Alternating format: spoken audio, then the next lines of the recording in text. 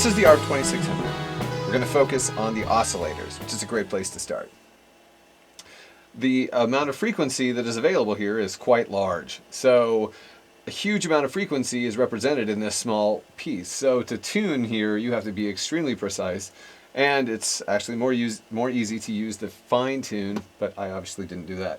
So tuning gets to be an issue. And when you're in the middle of a song, you want to reach up and grab an oscillator and just go wild with the pitch. You have to pay the piper later. You're not going to be able to get away with that. At some point, you're going to have to tune again. And it's not like something you can just do on the fly while the song is playing, or it's not very easy to do that. So, for example, while we've got the tuning set up, here is oscillator 1 demonstrating the width of frequency available through the coarse tuning knob.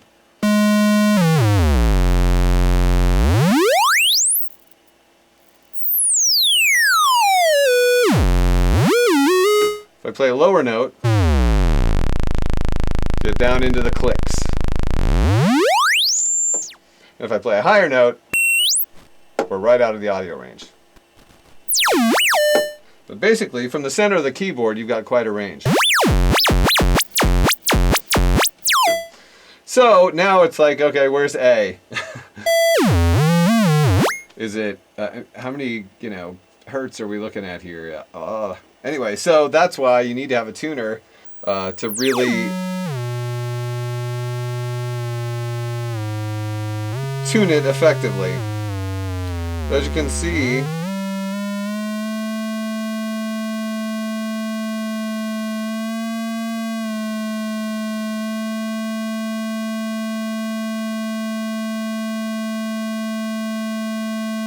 that is not something you're going to want to be doing in a live performance setting, and it's kind of irritating to even have to do it here.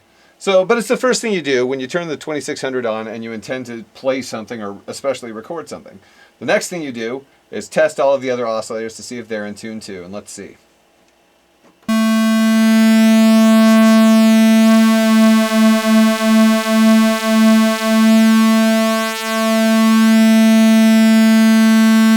Okay, there's oscillator 2 and oscillator 3.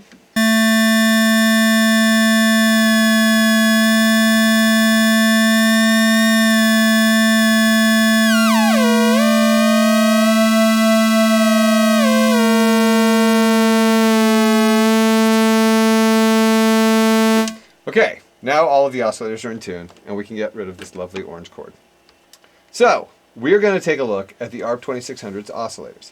Well, as we just seen, we have the initial oscillator frequency, which is basically a coarse tuning, and we have the fine tune, which is a fine tuning. Beyond that, you've really only got, as far as just the straight oscillator goes, these two outputs.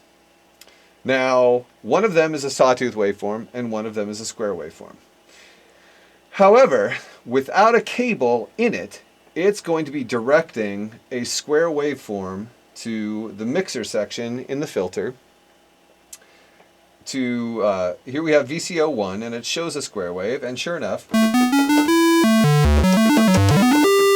we've got a square wave coming out of there. And that's great, and if it turns out you don't want a square wave, that's when you plug something into the sawtooth output and plug it into VCO1. And now you have the saw wave.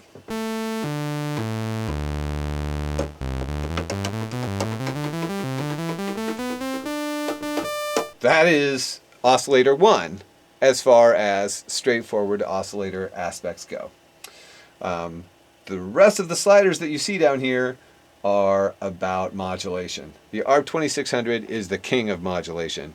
It's a monster when it comes to modulation, at least as far as normal semi-modular synths go. But it is bent on modulation, as you can see. Let's take a look at what we have right here. It's a little tiny switch down in the corner that says audio and LF. That is for audio and low frequency, meaning this oscillator and the other two oscillators are able to be switched from being an audio oscillator to a low frequency oscillator, so that you can use any of these to be an audio oscillator or a modulation source at any point.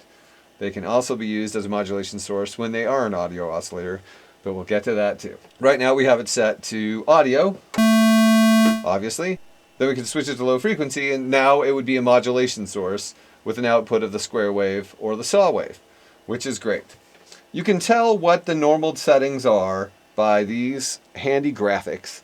They will tell you what these sliders will do if you don't command them to do differently. Right now, this slider controls the sample and hold input into this oscillator. So let's hear it.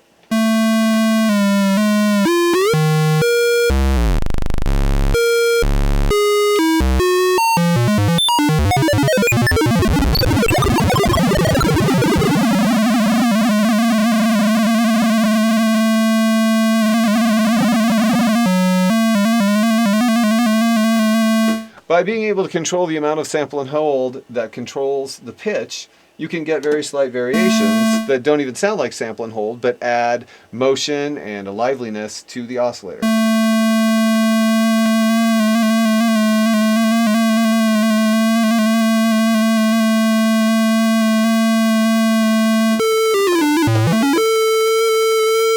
And that amount of pitch variation, as relatively subtle as it is the sort of thing that gives you a very big sound. And one of the reasons why this synthesizer is so desirable is because you are able to add subtle variations like that to all the oscillators in lots of different ways, which gives it a very organic sound.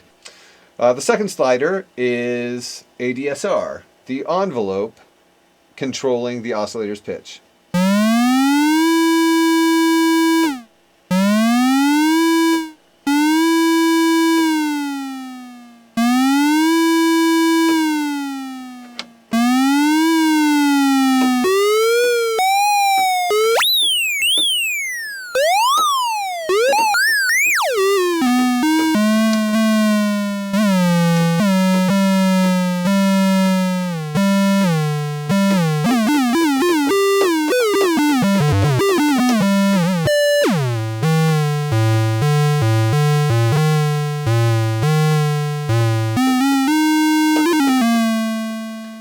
Then you can just use a very small amount of that just to alter the pitch, a slight amount, not enough for it to sound like it's going out of tune, but enough to give it a little bit of variation, and use it in combination with, say,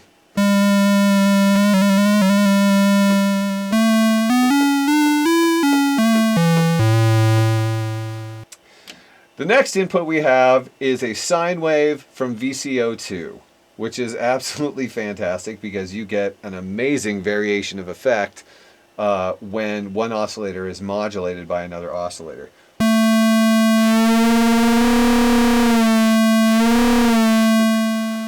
When they're tuned to the same pitch, you're not going to get as much fun as if they are tuned to different pitches. Here goes the tuning on oscillator 2, and this is the sad thing. Okay, I'm looking for exciting modulation, but I'm about to destroy the tuning that I had set, and that's the sort of thing that goes through your mind. Because of the tuning arrangement on the ARP 2600, it's like, oh, this is expensive. Do I choose to modulate in this fashion, knowing that I'll have to go back and tune? But I'm going to make that decision right now. I'm going to be reckless. Let's go with it.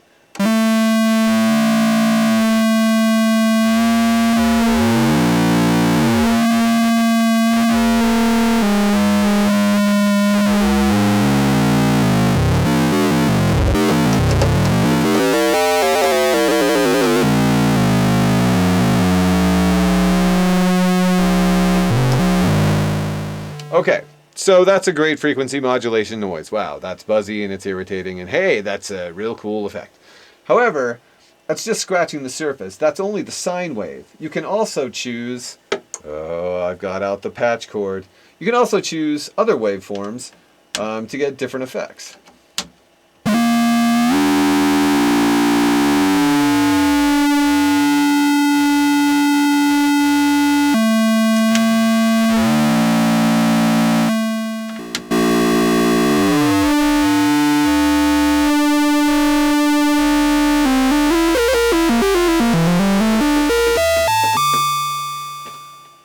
So a lot of fun can be had with that. And again, once again, subtle amounts can lead to subtle flavoring, which makes desirable sounds.